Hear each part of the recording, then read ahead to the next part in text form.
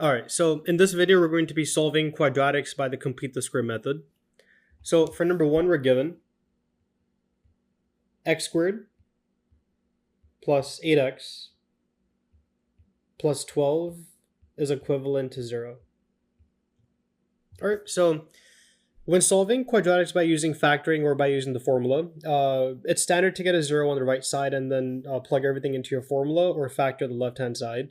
But for the complete the square method, the proper format would be to bring your constants over to your right side and have all the x's over to your left-hand side.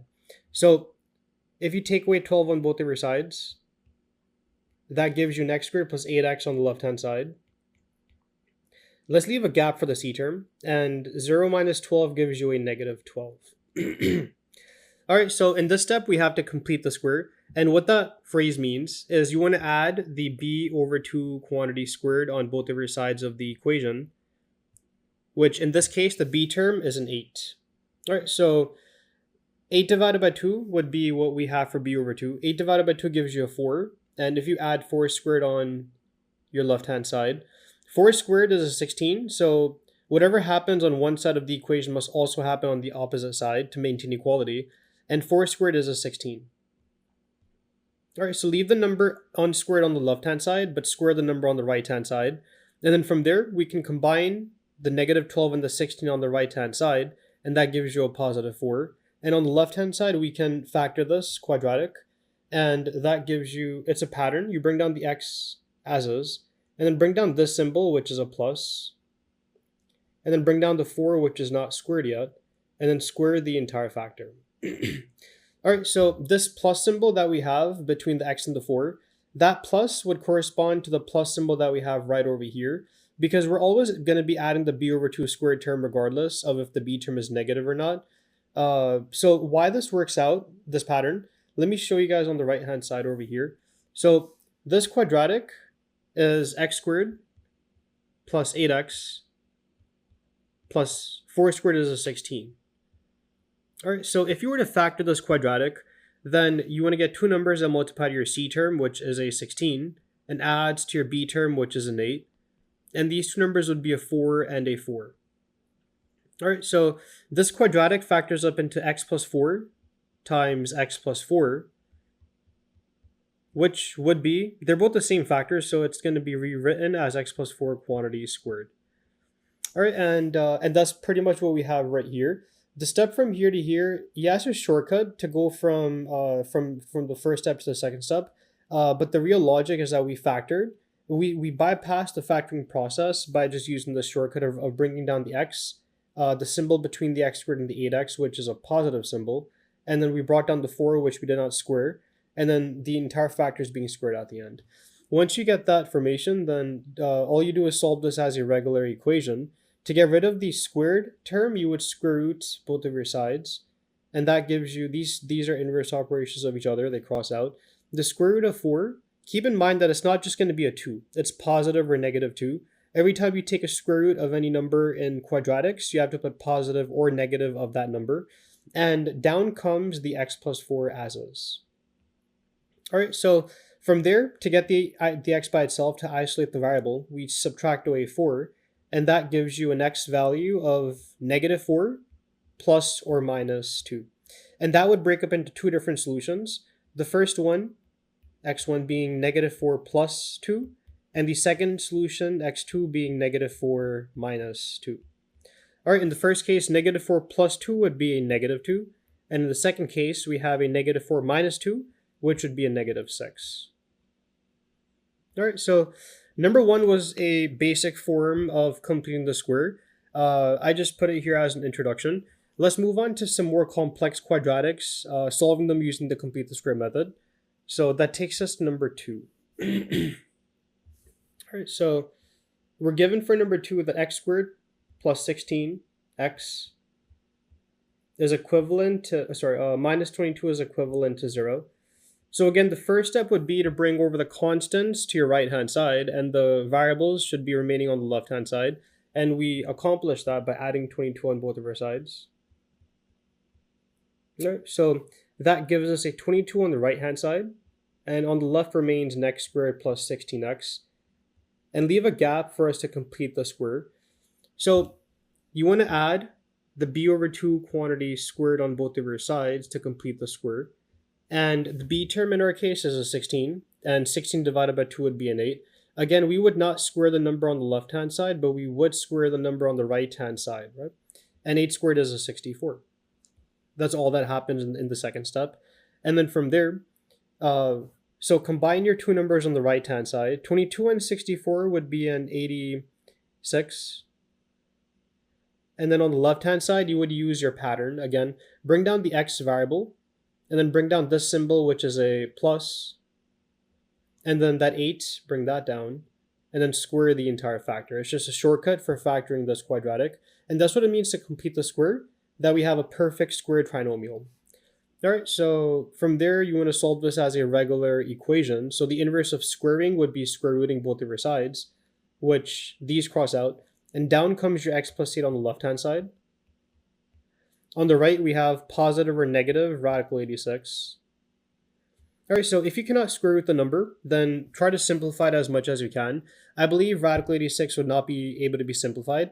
How do you check if you can simplify square roots? You would check if the number within the radicand is divisible by any perfect square of like 4 or 9 or 16 or 25, which 86 would not be divisible by any perfect square. So then you subtract away 8 to isolate the x, and that leaves us with a solution of x is equivalent to negative 8 plus or minus the square root of 86. All right, still a pretty basic one. Let's pick it up a bit for number 3. All right, so for number 3, we're given that 4x squared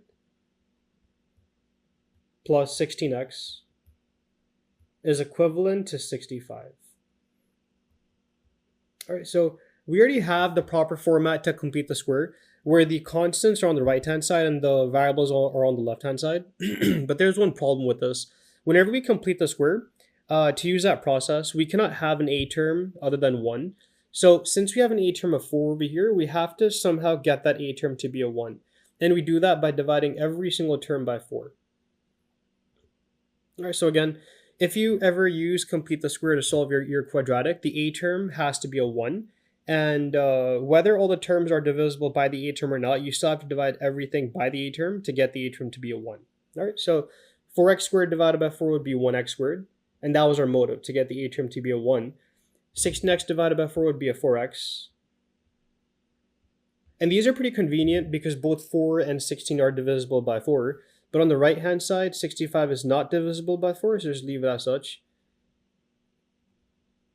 And then you want to go on with your process of completing the square. So you want to add the b over 2 quantity squared on both of your sides.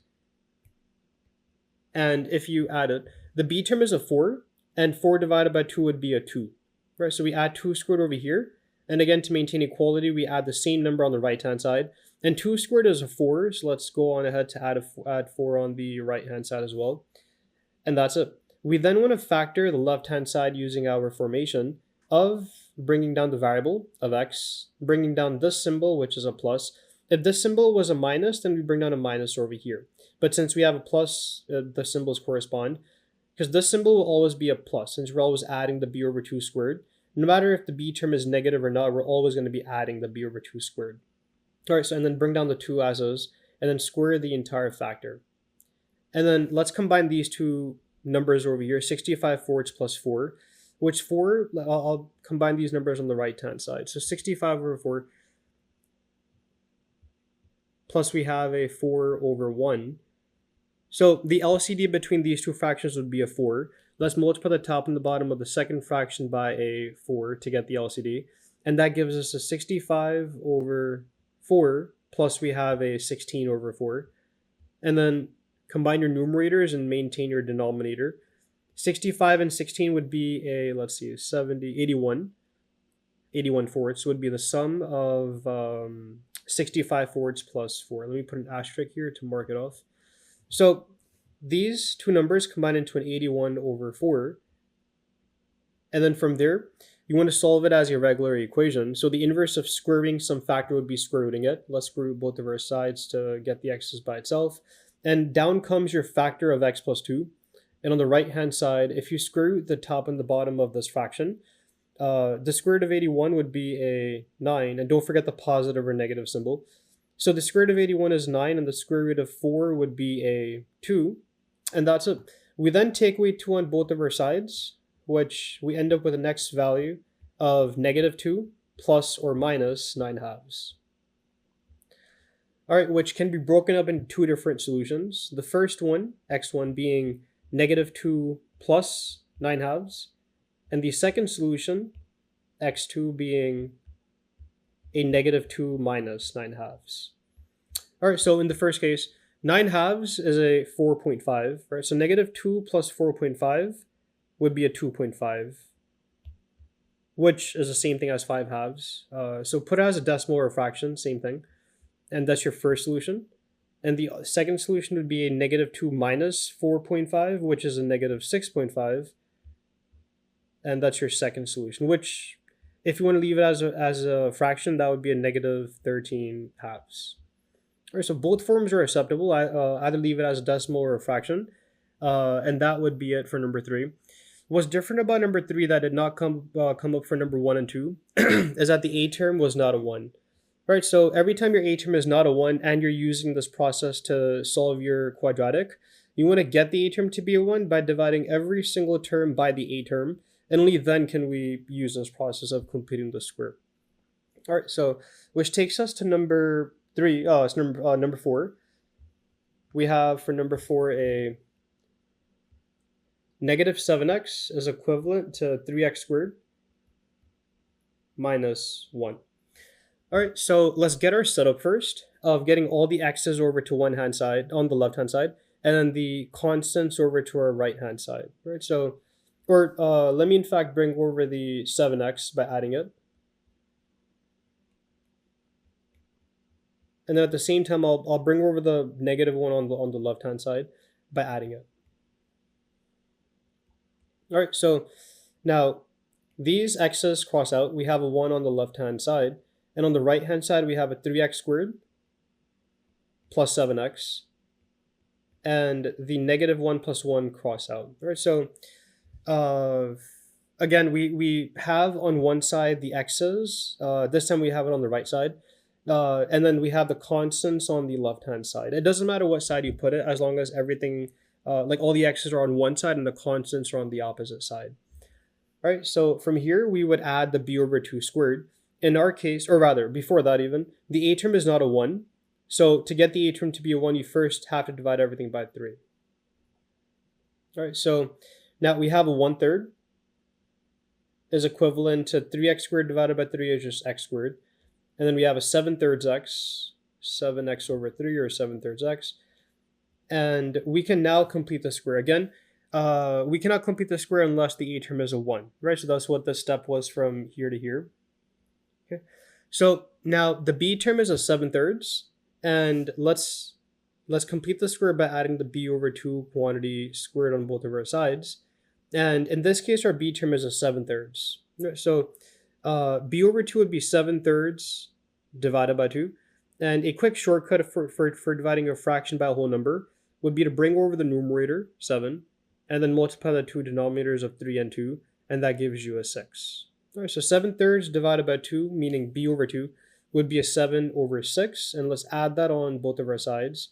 7 over 6, again, b over 2, but you square that. So, and then on the left-hand side, if we square the numbers, 7 squared is a 49, and 6 squared is a 36. All right. So then on the right-hand side, it's just your basic formation of factoring this quadratic. Since it's a perfect square trinomial, you bring down the x as is, and then you bring down the plus as is, and then you bring down that number that we didn't square yet, the 7 over 6, and the entire quantity being squared. All right, and then on the left-hand side, we have the sum of two fractions, which I'll put the work here for that. Let's put an asterisk. So 49 over 36, plus we have a 1/3. The LCD for these fractions would be a 36. All right, so to get the 1/3 to have a denominator of 36, let's multiply the top and the bottom by 12, and that gives us a 49 over 36, plus we have a 12 over 36. Okay, so 49 and 12 would be, let's see, that's 50, 61. So these two fractions combine into 61 over 36. And that would be the sum of 49 over 36 plus 1/3. All right, so let's put that right. Let's go back to our problem. The sum of 49, 36 plus 1/3 would be a 61 over 36. And that's it. We can then square root both of our sides. And these cross out. So down comes the factor of x plus 7 over 6. And on the left-hand side, again, yeah, we do have a positive or a negative upon taking a square root. And the numerator cannot be simplified, so leave it in the radical 61. But the denominator, the square root of 36 would be a 6. All right, so, and neither can radical 61 be simplified. It's not divisible by any perfect square quantity of 4, 9, or 25, and so on. So leave it there as is. And to get the x by itself, you then have to subtract away 7 over 6 on both of your sides. And that'll continue over here. These cross out, and x comes down to be a negative 7 over 6 plus or minus radical 61 over 6. So again, negative 7 over 6 plus or minus the square root of 61 over 6. And since both of these fractions have the same denominator, we can combine both of our fractions. And the final solution would then be x would be equivalent to negative 7 plus or minus the square root of 61, the entire quantity divided by 6. And that's it. All right, so you would get the same solution if you were to solve it using the quadratic formula. There's just one more way of solving quadratics, and it's pretty interesting. All right, so that's number 4. Now, number 5, last problem. We're given that 9x squared minus 21 is equivalent to 13x. All right, so again, same process. Step 1 would be to get all the x's over to one side and the constants over to the opposite side. Then step 2 would be to ensure that the a term is a 1, right? So step 1, if you bring over the 13x on our left-hand side by taking it away on both of our sides, and at the same time you want to bring the constants, which we have a negative 21 here, to get rid of it, you add it and bring it over to your right-hand side. And these cross out. These also cross out. On the left-hand side, we have a 9x squared minus 13x. Okay. Then on the right-hand side, we have our constant of 21. All right, so, and that is step 1. Step 1, again, would be to get the x's over to one side and the constants over to the opposite side. Then, to complete the square, you want to make sure that the a term is a 1, which in this case, it's not. All right, and you would divide by the a term to get the a term to be a 1. And yes, this is not as convenient because all three numbers are not divisible by 9. One of them is, which the a term obviously, but the 13 and the 21 are not divisible by 9. Right? But you still have to divide by that number to get the a term to be a 1 to go through with the process. So 9x squared divided by 9 would be an x squared. And then we have a negative 13 over 9 x's. And then on the right-hand side, we can simplify 21 over 9 by dividing the top and the bottom by 3. So if in any step you can simplify your fraction, do so. So 21 divided by 3 would be a 7, and 9 divided by 3 would be a 3. Okay. And now, again, you want to add the b over 2 quantity squared on both of your sides. And in this case, again, every time you divide a fraction by a whole number, we're dividing 13 over 9 by 2, right? So again, the shortcut would be to bring over the numerator as is, and then multiply your two denominators of 9 and 2, and that gives you 18. All right, so b over 2 would be a 13 over 18, and yes, the b term is negative, but that doesn't matter. You're always adding the b over 2 squared, regardless of what the b term is. Because if you think about it, you're squaring the quantity at the end, and you want to get a perfect squared trinomial, so you're always adding the b over 2 squared. So if you add the 13 over 18, this is b over 2, but you square the entire quantity on both of your sides. Again, you don't square the number on the left-hand side to follow through with the pattern, but on the right-hand side, you would square it, right? So 13 squared would be a 169, and I believe 18 squared would be a 324. All right, so, and from there, the left-hand side would be easy. You just have to factor it with the process. Bring down the variable as is, x, and this symbol is a minus, so this time you bring down that minus, and then bring down 13 over 18 and square the entire factor. All right, so that side's done. Now the right-hand side, you want to combine these two fractions, which I'll put the work again on the side. So the LCD between 3, or let me first write that down, 7/3 plus 169 over 324. The LCD should be, I'm pretty sure, 324. And so 3 times what number gives you a 324? Let's check. Let me check in the calculator quickly. Should be 108, right? So you multiply the top and the bottom by 108 for the first fraction to get the denominator to be a 324. And 7 times 108, let's check what that is. That's a 756. So 756 over 324. Plus we have a 169 over 324. And then, of course, we can combine the numerators by adding. And 756 plus 169. Let's check what that is. That's 925 over 324. All right, so, and that's it. We then know that the sum of 7/3 and 169 over 324 would be a 925 over 324. All right, so from there you would square root both of your sides, and that leaves you with, these are inverse operations, they cross out. Down comes your factor of x minus 13 over 18. And then on the right-hand side, the square root of any quantity would be positive or negative of that quantity. The denominator can be square rooted. The square root of 324 would be an 18. We did that just before in the previous step. And then the square root of 925, that can be simplified. All right, so again, to simplify any square root, you would check if the number within your square root would be divisible by any perfect square. The perfect squares are 4, 9, 16, 25, 36, and so on. So 925 would be divisible by a perfect square quantity of 25. And let's check what 925 divided by 25 is. Okay, so 37. So 925 breaks up into 37 times 25. Right, this is for simplifying the square root of 925. And then from there we have a positive or a negative. The square root of 25 comes out as a 5, and then the square root of 37, that remains within your radical.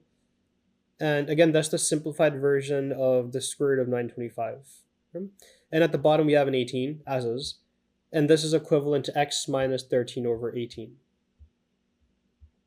All right, so we're out of space. So let me bring it over to the top over here. So let me copy on the same way. We have an x minus 13 over 18 is equivalent to positive or negative 5 radical 37 divided by 18. All right, so then you would add your 13 over 18 on both of the sides to isolate the variable of x. And that leaves us with the next value of positive, or rather 13 over 13, positive 13 over 18 plus or minus 5 radical 37 over 18.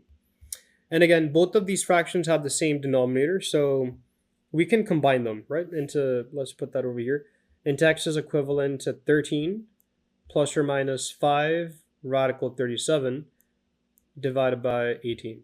And that would be the final solution at the end.